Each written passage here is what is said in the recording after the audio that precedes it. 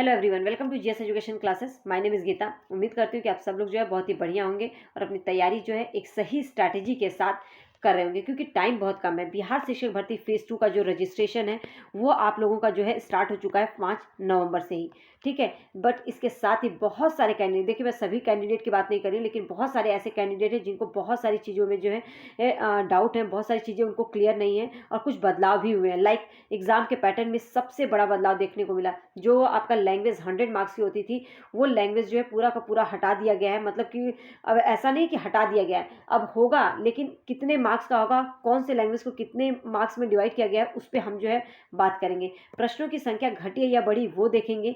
C TET जो appearing वाले candidate हैं, क्योंकि लास्ट टाइम जो है सी टेट अपेयरिंग वाले कैंडिडेट एलिजिबल थे, तो इस बार उनका क्या स्टेटस है वो देखेंगे। अदर स्टेट वाले जो है वो अप्लाई कर सकते हैं या नहीं, और अगर कर सकते हैं तो उनके लिए क्या कंडीशंस हैं वो देखेंगे। एग्जाम की डेट, एग्जाम का रिजल्ट, तो इससे रिलेटेड जितने भी डाउट है तो अब आप लोगों के क्लियर होंगे। अगर और बीएड आपने बीएलएड बीटीसी डीएलएड किया है, उसके साथ सी टेट पेपर 2 पास है आपका, तो ये वीडियो आप लोगों के लिए बहुत ही इंपॉर्टेंट होने वाली है। तो वीडियो लास्ट तक देखिएगा अगर आप ये सभी डाउट क्लियर करना चाहते हैं। इसके साथ ही अगर कोई और भी डाउट है, कुछ भी आपको कहीं पर भी प्रॉब्लम आ रही है, तो कमेंट सेक्शन में कमेंट कीजिएगा। मैं पूरी कोशिश करूंगी कि आपके कमेंट का जो है रिप्लाई टाइमली कर सकूं। और हाँ, अगर चैनल पर नए हैं तो चैनल को सब्सक्राइब कर सकते हैं अगर बीपीएससी से रिलेटेड टाइम टू टाइम जो है ऑफिशियल और ऑथेंटिक इन्फॉर्मेशन के साथ अपडेट रहना चाहते हैं। और हाँ, अगर आप सी टेट की कोई बेसिक से तैयारी करना चाहते हैं तो उसको जो है ये चैनल जरूर शेयर कर सकते हैं, क्योंकि यहाँ पर मैं जो बेसिक से करवा रही हूँ। तो ये सब तो रही बातें, चलिए स्टार्ट करते हैं, ठीक है। हाँ, तो सबसे पहले एग्जाम का पैटर्न की बात करते हैं। एग्जाम के पैटर्न में सबसे बड़ा बदलाव देखने को मिला है आप लोगों का। जहाँ पिछली बार जो है पार्ट ए और पार्ट बी, मतलब पार्ट 1 और पार्ट 2 जो है आप लोगों को एग्जाम में देखने को मिला, पार्ट 1 पार्ट 2। अब यहाँ पे पार्ट 1 में आपका पूरा का पूरा जो है लैंग्वेज था। अब लैंग्वेज में भी आपकी हिंदी जो है आपकी 75 मार्क्स की थी और इंग्लिश जो है आपकी कितनी की थी, 25 मार्क्स की। लेकिन यहाँ पर जो है ये पेपर को पूरा जो है ख़त्म कर दिया गया। पार्ट 2 जो है एक ही पेपर होगा, जिसमें कि पहले स्टार्टिंग में आपका लैंग्वेज आएगा। लैंग्वेज जो है आप लोगों की 30 मार्क्स की होगी। और इस लैंग्वेज में भी अगर मैं बात करूँ, एक मिनट, हाँ, इस लैंग्वेज में भी अगर हम बात करें तो 30 मार्क्स में आपका अगर हिंदी जो है वो आएगी आपकी 22 मार्क्स की, और इंग्लिश जो है आपकी आएगी 8 मार्क्स की। ये जो है इंग्लिश जो है आपकी कितने की आएगी, 8 मार्क्स की, और ये 22 मार्क्स की। लेकिन दोनों को मिला के 30% जो है आप लोगों के आने चाहिए पासिंग के लिए, ठीक है। तो ये लैंग्वेज की बात। दूसरा है, इसमें सब्जेक्ट आएगा 80 मार्क्स का। कितना आएगा, सब्जेक्ट जो है आपका 80 मार्क्स का आएगा। जनरल पेपर 40 मार्क्स का आएगा और टोटल जो है 150 मार्क्स का। कहने का मतलब है, जो पिछली बार आप लोगों ने देखा था कि आप लोगों का कितना 220 का लगभग जो है पेपर हुआ था, वहाँ पे जो है आप लोगों का 150 और एक ही सिंगल पेपर हो रहा है। तो प्रश्नों की संख्या तो घट गई है, ये तो आप लोगों को मानना पड़ेगा कि अब इस बार जो है कम प्रश्न आएंगे। टाइमिंग जो है आप लोगों का 2.5 घंटा ही मिलेगा। कहने का मतलब है 150 मिनट में 150 क्वेश्चन करने हैं, जो कि एक क्वेश्चन के लिए आपको 1 मिनट जो है मिल रहा है, ठीक है। तो ये सब तो आप लोगों को क्लियर हो गया होगा। लेकिन अब मैं बात कर लेती हूँ कि लैंग्वेज में अगर आप लोगों का, एक मिनट, हाँ, लैंग्वेज में आपका ये 22 हिंदी है और इंग्लिश जो है आपका 8 मार्क्स का है। और जो सब्जेक्ट है, अब सब्जेक्ट में कहाँ तक पढ़ें, देखिए सब्जेक्ट के लिए सब ज़्यादा बहुत ज़्यादा कंफ्यूज्ड हैं कि हम इसको कैसे इसकी तैयारी करें। तो सब्जेक्ट आपका मेन, चाहे एसएसटी हो चाहे आप लोगों का साइंस हो, याद रखिएगा आपको एनसीईआरटी प्लस एससीईआरटी आपको पास बहुत ही कम टाइम है, लगभग 1 महीना भी नहीं है ढंग से अगर हम देखें, प्रैक्टिस भी करें तो आपको इसको ही फॉलो करना है। और अगर आप टू दी पॉइंट्स में नोट्स चाहते हैं, एनसीईआरटी मैं 6 to 8 की कंप्लीट करवा रही हूँ और टू दी पॉइंट्स में नोट दे रही हूँ। अगर आप लोगों को ये नोट्स लगता है कंफर्टेबल है, आप लोगों को लगता है कि आपके लिए यूजफुल है, तो आप जो है टेलीग्राम से जुड़ जाइए, वो जो है डाउनलोड कीजिए और आप लोग जो है उससे पढ़ सकते हैं, ठीक है। और साथ में ही आप जो वीडियो एक बार देख लेंगे तो आपको चीज़ें क्लियर होंगी। अदरवाइज आप कैसे भी कीजिए, लेकिन नोट्स जो है आपको यहाँ पे एनसीईआरटी में जो है बेसिक से लाइन टू लाइन जो है एक एक चीज़ का मैं जो है खुद नोट्स प्रिपेयर करके जो है आप लोगों को करवा रही हूँ। और उसके जो पीडीएफ है वो टेलीग्राम पे शेयर कर देती हूँ। तो अगर आप लोगों को चाहिए तो आप टेलीग्राम पे जुड़ सकते हैं, और हाँ, और यहाँ से जो है आप लोग नोट्स लेकर पढ़ सकते हैं। लेकिन एनसीईआरटी और एससीईआरटी को ही फॉलो करना है। बहुत सारी चीज़ें जो है दोनों में सेम है, लेकिन कुछ ना कुछ मटेरियल जो है थोड़ा एक्स्ट्रा होंगी, तो इसलिए दोनों को ही फॉलो कीजिएगा। लेकिन याद रखिएगा, जो सब्जेक्ट पढ़ेंगे आप, वो आपका ग्रेजुएशन लेवल तक का होना चाहिए। ग्रेजुएशन लेवल तक का आपको तैयार करना है, क्योंकि पिछली बार देखा है कि आप लोगों ने कि क्या, भले ही इस बार बोला है कि जो क्वेश्चंस होंगे वो स्टूडेंट फ्रेंडली होंगे, ठीक है, लेकिन हम ये नहीं मानेंगे, हम ये मान के चलेंगे कि ग्रेजुएशन लेवल तक का अच्छे से आप लोगों को मतलब कि करना, मैं यही सजेस्ट करूँगी, क्योंकि पिछली बार का जो लेवल है बहुत ही हाई रहा है। इस बार भले ही बोला है कि लेवल थोड़ा कम करेंगे, बहुत पिछली बार का बहुत ज़्यादा टफ हो गया था, लेकिन देखते हैं कि होता क्या है। लेकिन आप लोग तैयारी यहाँ तक कीजिएगा, मैं यही सजेस्ट करूँगी। जनरल पेपर की बात करूँ जिसमें कि आपका जो है करंट अफेयर्स भी होगा।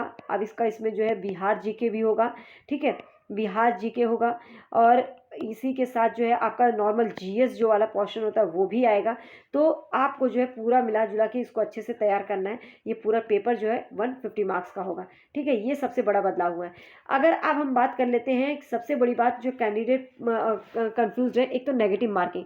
आपकी नेगेटिव मार्किंग जो है इस बार भी नहीं है, देख सकते हैं आप, साफ साफ बोला गया गलत उत्तरों के लिए नंबर नहीं काटे जाएंगे, OMR पर गलत अंकन पर मूल्यांकन से वंचित होंगे।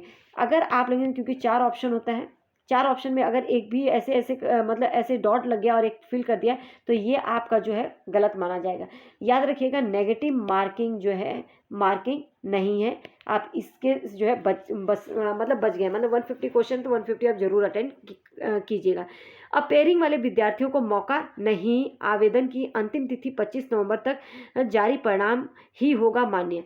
कहने का मतलब है कि अगर अपेयरिंग कैंडिडेट है, अगर मान लो आप CTET में हैं, CTET है या आपका CTET क्लियर है, लेकिन आप मान लो बीएड कर रहे हैं या BTC कर रहे हैं, आप जो भी मतलब एजुकेशनल कोर्स कर रहे हैं, लेकिन आप अपेयरिंग है, और अगर आपका इस डेट तक, मतलब कि जब इसका एग्ज़ाम का रिजल्ट आएगा, इस डेट तक आकर आपका रिजल्ट नहीं आया, तो वो जो कैंडिडेट मान्य नहीं होंगे। अब हम बात कर लेते हैं CTET की। आप लोगों को पता है कि जो CTET का जो एग्ज़ाम है वो आप लोगों का जनवरी में है, जनवरी 21 को एग्ज़ाम है ना, मैं सही बोल रही हूँ, जनवरी 21 को आप लोगों का एग्ज़ाम है। और इसका जो है लास्ट आवेदन की तिथि जो है क्या रखी गई है, 25 नवंबर। कहने का मतलब है इनका जो एग्ज़ाम है वो दिसंबर में है। दिसंबर में ये 7 से 10 के बीच में जो है लेने के लिए बोला गया है। अभी तक जो है ये बोल रहे हैं कि 7 से 10 के मतलब 7 से 10 तक जो है ये एग्ज़ाम कंडक्ट करवाएंगे। आप लोग को बता दूं, जो पिछली बार जो कैलेंडर BPSC ने जारी किया था उसी के अकॉर्डिंग जो है थोड़ा सा आगे पीछे हुआ था, उसी के अकॉर्डिंग गए थे। तो या इस बार भी हम उम्मीद कर सकते हैं कि इस बार भी चीज़ें जो वैसे ही होंगी। तो जनवरी में एग्ज़ाम होगा तो कहीं फरवरी में रिजल्ट आएगा आप लोगों का, फरवरी लास्ट तक जो है आप लोगों को रिजल्ट देखने को मिलेगा, मतलब फरवरी 21-22 जो भी है, ठीक है। तो आपका दिसंबर में अगर ये आप लोगों का एग्ज़ाम होता है तो आपका ये भी महीने भर में रिजल्ट आ जाएगा जनवरी, तो ये तो पहले ही रिजल्ट आ गया। तो इसलिए जो है अपेयरिंग वाले कैंडिडेट को ये मौका नहीं दे रहे हैं। कैंडिडेट बहुत मांग कर रहे हैं, आप लोग मांग करते रहिए, लेकिन क्या पता, होप फॉर द बेस्ट। तो आप लोग जो है ज़रूर मांग कीजिए, क्या पता आप लोगों को एक मौका मिल जाए। मैं तो यही सजेस्ट करूँगी कि अगर आप लोग मांग कर रहे हैं तो उसे जारी रखिए, क्या पता आप लोगों को मौका मिल जाए। लेकिन यहाँ पे जो है इसीलिए जो है इन्होंने अपेयरिंग कैंडिडेट को इसलिए आवेदन, क्योंकि इनका एग्ज़ाम पहले हो जा रहा है, इसलिए जो है आवेदन के लिए उनको मौका नहीं मिला है, ठीक है। अब अपेयरिंग कैंडिडेट वालों का प्रॉब्लम जो है मतलब कि समझ में आ गया होगा क्यों नहीं उन्हें वो किया गया, ठीक है। लेकिन अगर आप डिमांड कर रहे हैं, क्योंकि मैंने देखा बहुत सारे कैंडिडेट जो है मांग कर रहे हैं कि अपेयरिंग कैंडिडेट को मौका मिलना चाहिए, तो आप वो ज़रूर कीजिए, क्या पता आप लोगों का मतलब आप लोगों की बातें सुनी जाए। अब बात कर लेते हैं, देखिए रजिस्ट्रेशन व आवेदन में सुधार के लिए कोई भी मौका नहीं मिलेगा। आप लोगों को पता है जो रजिस्ट्रेशन हो रहा है वो 5 नवंबर से स्टार्ट है और 14 नवंबर तक चलेगा। आप इसके अलावा जो है 15 से लेके 17 मतलब 15, 16, 17 ये जो है इस दिन तक आपको लेट फीस के साथ जो है आप लोगों को रजिस्ट्रेशन कर सकते हैं। आप लोगों का जो आवेदन की तिथि है वो है क्या, 10 नवंबर से स्टार्ट है और कब तक है, ये 10 नवंबर से आपका 25 नवंबर तक है, ठीक है। तो आप लोग जो है इन सब चीज़ों को जो है याद रखिएगा। और हाँ, इसके साथ ही जो परीक्षा जो एग्ज़ाम की डेट है वो 7 से 10 तारीख बोली गई है।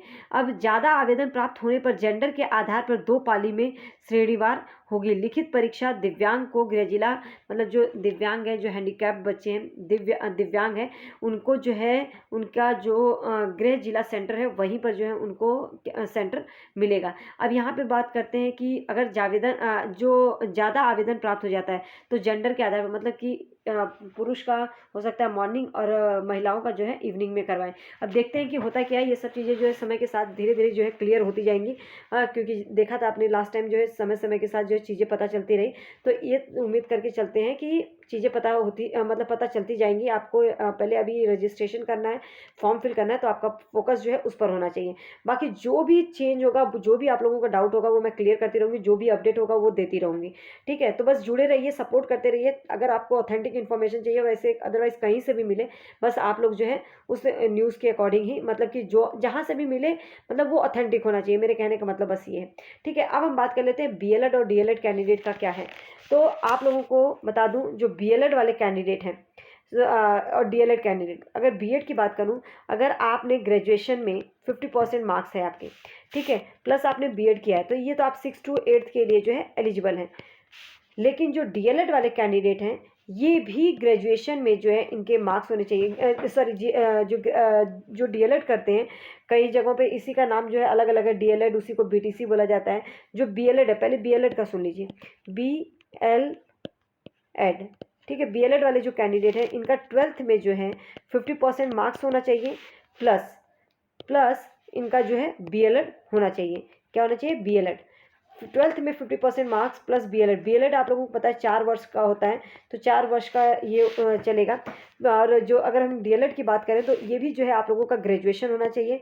आपका ग्रेजुएशन के साथ साथ जो है आपका डीएलएड होना चाहिए, डीएलएड, और इसके साथ ही आपका बीटीसी है तो बीटीसी भी चलेगा। तो यहाँ पे जो है, और इन सब के साथ अगर आपने ग्रेजुएशन में आपके 50% मार्क्स है तो वो होना चाहिए। डीएलएड, बीएलएड सभी एलिजिबल है, बीटीसी भी 6 to 8 के लिए। लेकिन इन सब के साथ ही आपका सीटेट जो पेपर 2 है वो आपका क्वालिफाई होना चाहिए, वो क्लियर होना चाहिए। तो ये चीज़ जो है याद रखिएगा। ठीक है, उम्मीद करती हूँ कि ये सब चीज़ें क्लियर हो गई होंगी। अब हम बात कर लेते हैं अदर स्टेट की। अदर स्टेट वाले जो कैंडिडेट हैं वो अप्लाई कर सकते हैं या नहीं। ठीक है, जो अदर स्टेट वाले कैंडिडेट हैं, अदर स्टेट, तो इनका क्या स्टेटस है? देखिए, अदर स्टेट वाले कैंडिडेट को भी मौका मिला है, ये अप्लाई कर सकते हैं। लेकिन याद रखिएगा, सीटेट में इनके लिए जो रिजर्वेशंस हैं वो मान्य नहीं होंगे। मतलब सीटेट में इनका कम से कम जनरल मतलब 90 मार्क्स जो है होना चाहिए, वो चाहे महिला हो या चाहे पुरुष हो, चाहे मतलब गर्ल्स हो या बॉयज़ हो, सबके लिए जो है 90 मार्क्स जो है होने ही चाहिए सीटेट में। अगर आप, क्योंकि बिहार में आप लोगों को पता है 82 जनरल अगर महिला है तो उसको जो है मौका दिया जाएगा। लेकिन यही अगर यूपी की होगी तो वो उसे जो है नहीं मिलेगा। ठीक है, और यहाँ पे जो है जो बिहार में जो ओबीसी से महिला है, मतलब जो अगर रिजर्व कैटेगरी है, तो उनके लिए 75 रखा गया है। ठीक है, तो ये सब चीज़ें जो है जो रिजर्वेशंस हैं वो बिहार वाले कैंडिडेट के हैं।